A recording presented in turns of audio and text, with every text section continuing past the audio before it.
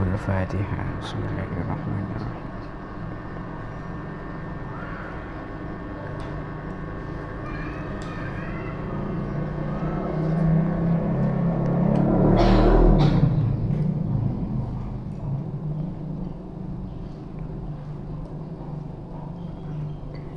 Bismillahirrahmanirrahim. Faqad qala al-muallif rahimahullahu ta'ala wa nafa'na bihi wa bi'ulumihi wa bi'asrarihi fid dharain amin Allahumma amin. Amin. Bismillahirrahmanirrahim. Allahumma salli wa sallim wa barik alaihi.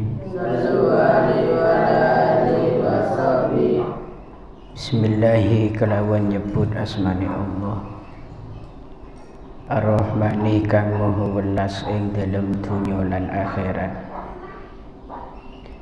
Ar-Rahimi tur kang maha welas ing dalem akhirat bloko. Awwalu ma utawi kawitane barang nastaftihu kang amrih buka sapa ingsun, nastaftihu kang amrih buka sapa ingsun iku bi iradi hadisaini kelawan nekaaken hadis loro, iku bi iradi hadisaini kelawan nekaaken hadis loro. Warada kang tumeka apa hadisaini, kang tumeka apa hadisaini an nabiyyin saking Gusti Nabi sallallahu alaihi wasallam.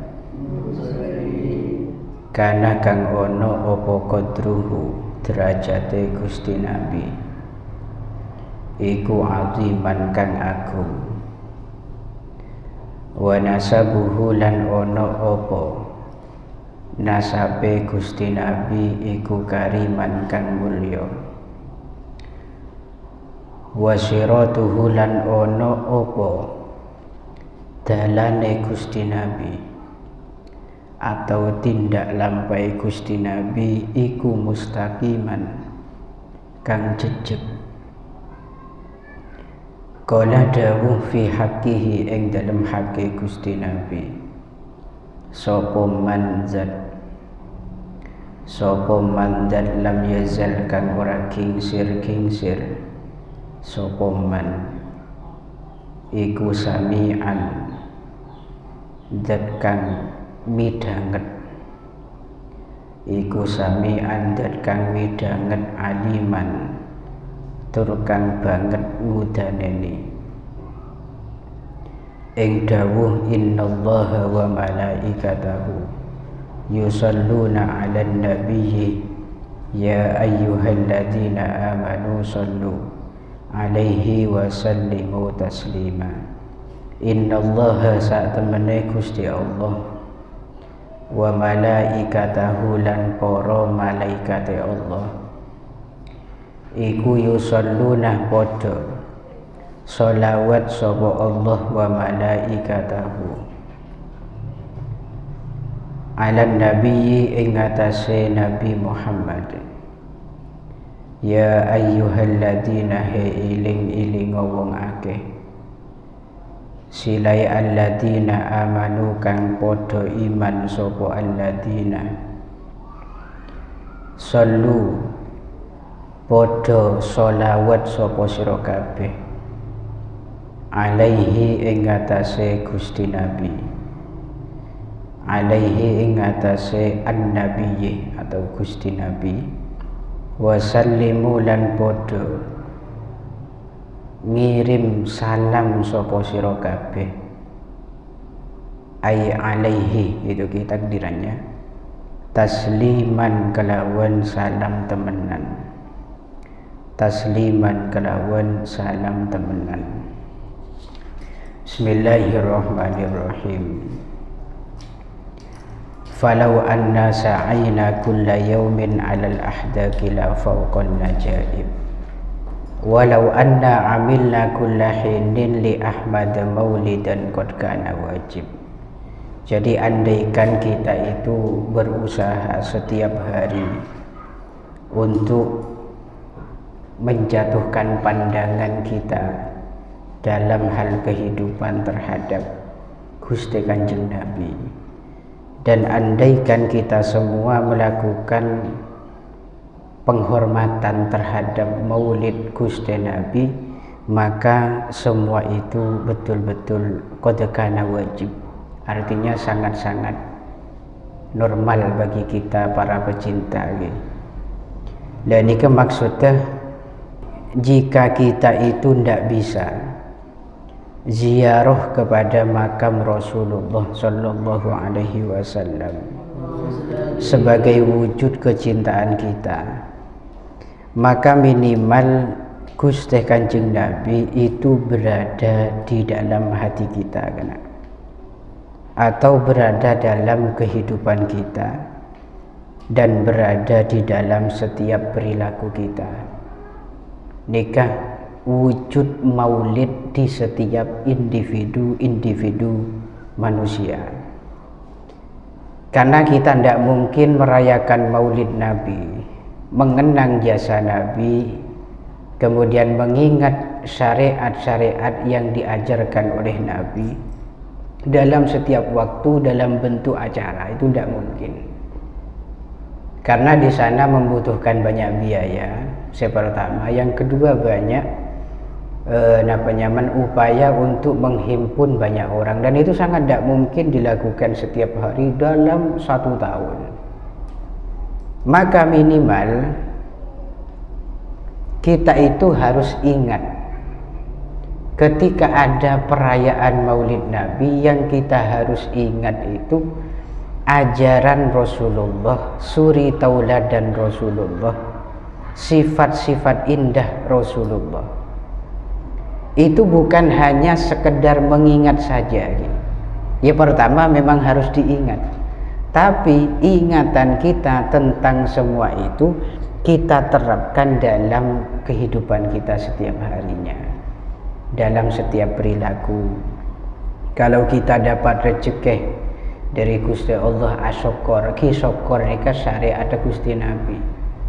Ketika kita dapat musibah dari Allah, kita sabar, ki sabar nikah juga syariat Nabi. Kita diberi nasib kayak apapun, baik nasib itu membahagiakan hati atau justru menyedihkan terhadap hati, kita ridho. Ridho itu juga syariat Nabi. Ini cara mengingat maulid Nabi dalam setiap hari.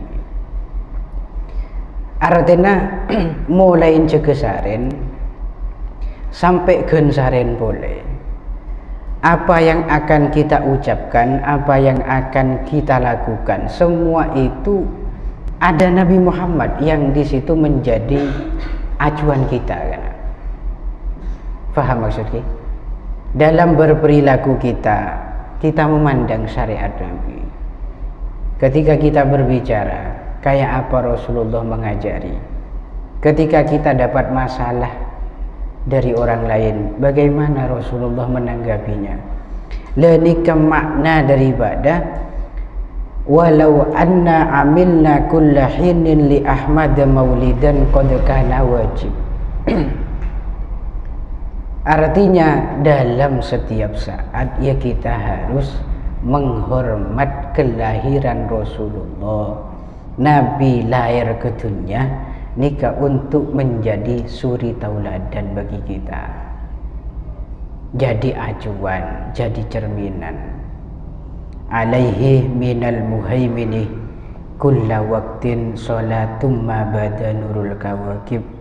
Semoga sholawat dari Gusti Allah yang maha muhaimin dan yang maha mengawasi itu tetap tercurah limpahkan kepada baginda Nabi di setiap waktu, selama mabada nurul kawakib, selama cahaya bintang itu masih nampak, masih ada.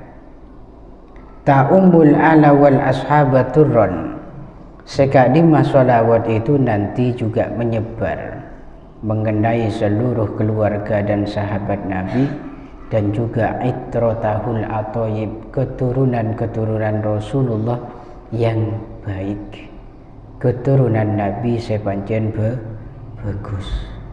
Dan ini juga jadi pelajaran dalam zaman yang kita hadapi sekarang. Ini banyak problem-problem yang terjadi di setiap keluarga, atau bahkan sampai lebih luas lagi di setiap ras, suku Madura atau suku Jawa, suku Melayu dan lain-lain. Segarain problem-problem di setiap keluarga, masalah-masalah di setiap ras itu terjadi begitu dahsyat. Itu gara-gara kita tidak merujuk segala perilaku dan juga ucapan kepada syariat baginda Nabi. Dan sehingga timbul fanatisme, timbul fanatik kubu. Fanatik kubu nikah nganggep ras saya itu lebih baik daripada ras panjenengan. Sampean juga sama, ras saya juga lebih baik daripada ras orang yang lain. Suku saya lebih baik daripada suku selain. Itu karena ada fanatisme, merasa kita itu paling bagus, paling benar, sementara yang lain tidak bisa sama seperti kita. Dan ini yang menjadi sumber daripada persoalan. Kemudian yang juga berhubungan kelaban nikah, panjenengan nikah berasal dari siapapun orang tua, siapapun orang tuanya, keluarga kayak apapun panjenengan, pokok kornegu ke Kanjeng Nabi, ke syariat Nabi, insyaallah sampean nikah selamat. Insyaallah sampean nikah selamat. Serabi sampean. Kita belajar dari sejarah Islam mulai dari zaman dulu, kenabian sebelum Nabi Muhammad. Kita semua tahu kisah Nabiullah Nuh alaihi salam. Nabi Nuh itu merupakan orang pilihan dari Gusti Allah di antara selain, karena beliau nabi, beliau itu rasul.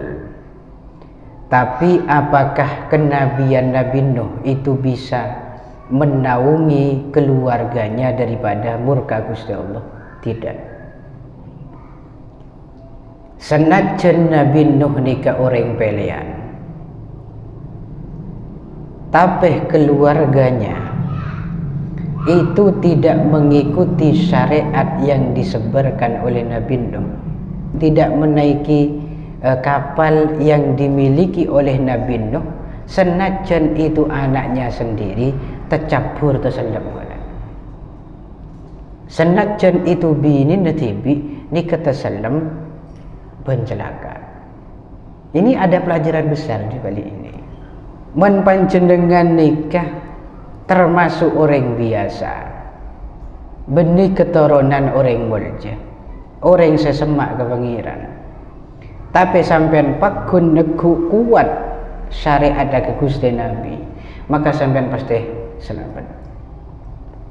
Senajan keturunan serabi, tapi senajan sampean keturunan orang soleh, keturunan ulama sekalipun, men sampean tidak mengikuti torekoh daripada bapak dan juga kakek sampean sesoleh, maka kamu akan celaka. Ini pelajaran besar dari kisah Nabi Nuh itu. Artinya yang menjadi faktor menosani keselamat bencelaka ketakwaannya. Takon orang nikah kepengiran kelaban ajaluddin syariat. Dan nikah santri kan tidak boleh kecil hati. Saya ini Pak keturunan pedagang Pak, saya ini keturunan petani, saya ini keturunan orang-orang muli Pak, saya ini keturunan orang biasa. bukan keturunan orang cerdas, bukan keturunan orang soleh, bukan keturunan orang baik. Kamu jangan patah semangat. Betapa banyak orang-orang dulu yang di situ memiliki orang tua biasa, namun himmah yang begitu tinggi, harapan dan cita-cita yang begitu tinggi dia lakukan. Proses yang dilakukan sama persis kelaban proses yang dijalani oleh orang-orang sukses dan mulia sebelumnya, maka akan keturutan karena sukses engkau. Faham maksudnya? Karena banyak para santri sedang kadang patah semangat gara-gara engkau mengaji meloloi pondok, ngaji kitab, hafal alfiyah, kemudian faham fikih, tidak mulai kebaya apa? Tidak mulai engkau kebaya apa?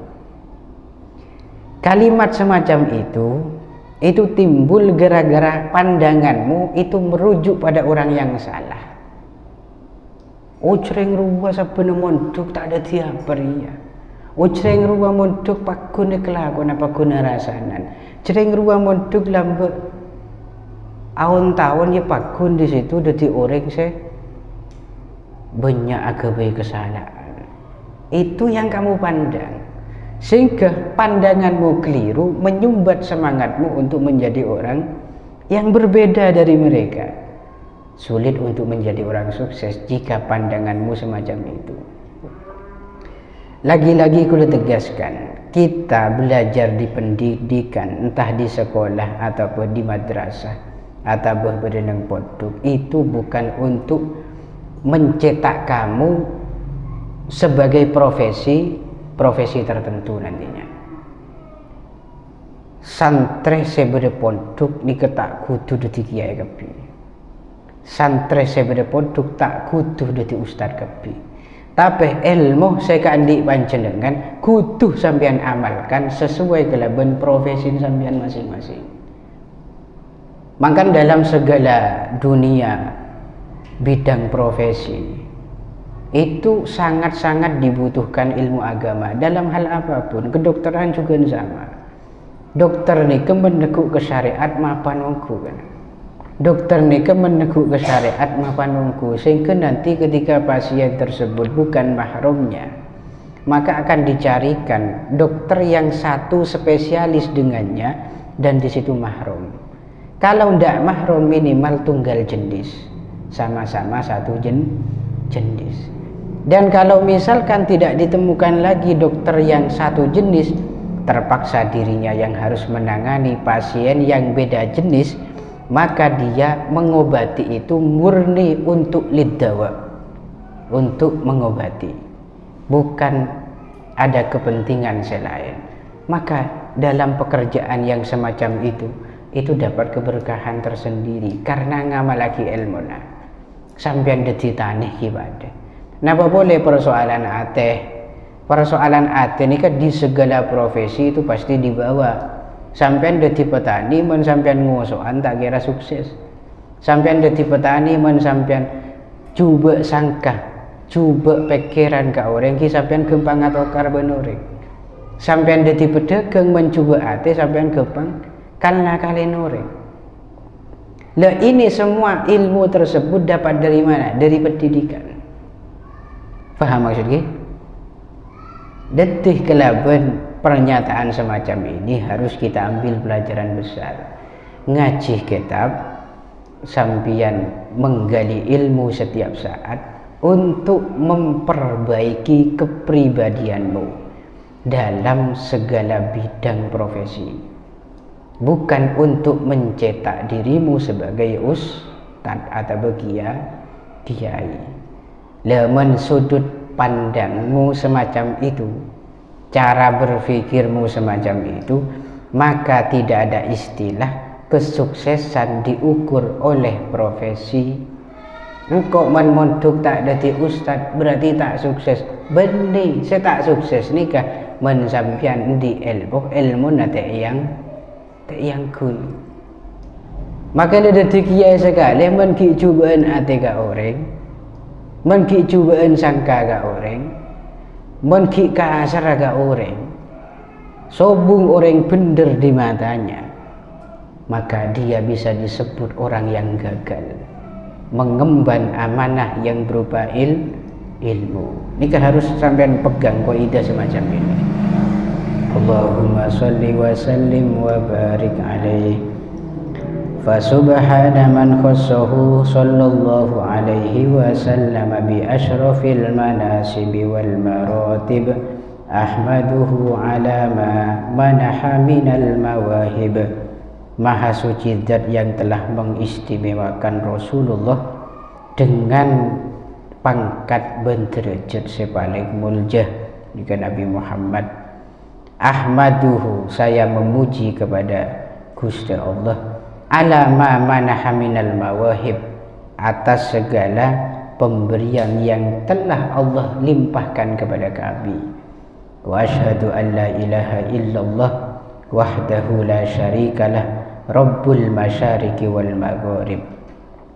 Saya bersaksi bahwa tidak ada Tuhan yang berhak disembah kecuali Allah Maha Esa, yang tidak ada sekutu baginya, yang menjadi Tuhan jagat wetan dan jagat kulon. Intinya Rabbul alamin sini kan. Saya bersaksi bahwa Sayyidina Muhammad adalah hamba Allah dan Rasulullah. Nabi Muhammad nikah benih pangeran. Segus bagus seben sehebat Nabi nikah tak sampai membuat beliau statusnya berubah menjadi Tuhan. Nikah sobu. Yang mana Rasulullah itu diutus ila sairil a'ajimi wal a'arib, diutus untuk semua kalangan, semua suku dan semua ras. Rasulullah itu nabi kita semua. Saya rabai bagi reng selok nabi naki kanjeng Nabi Muhammad, reng danarum kibadah Nabi Muhammad, Nabi Sitong. Orang dan wangi kibadah, orang kali lengkong kibadah. Dia boleh. Orang kelapa sawit kibadah. Itu nabinya satu, Nabi Muhammad. Benih nabi reng Arab melulu Nabi Muhammad kan. Meskipun orang Ajami selain dari Arab itu juga memiliki Rasul yang bernama Muhammad sallallahu alaihi wasallam wa ala alihi wa ashabihi ulil ma'athiri wal manakib, salatan wa salaman daimaini mutalazzimain ya'ti qailuhuma yawmal qiyamati ghairu khaib. Wallahu a'lam bissawab. Al-Fatihah. Bismillahirrahmanirrahim. Ar-Rahmanirrahim. Maliki yaumiddin.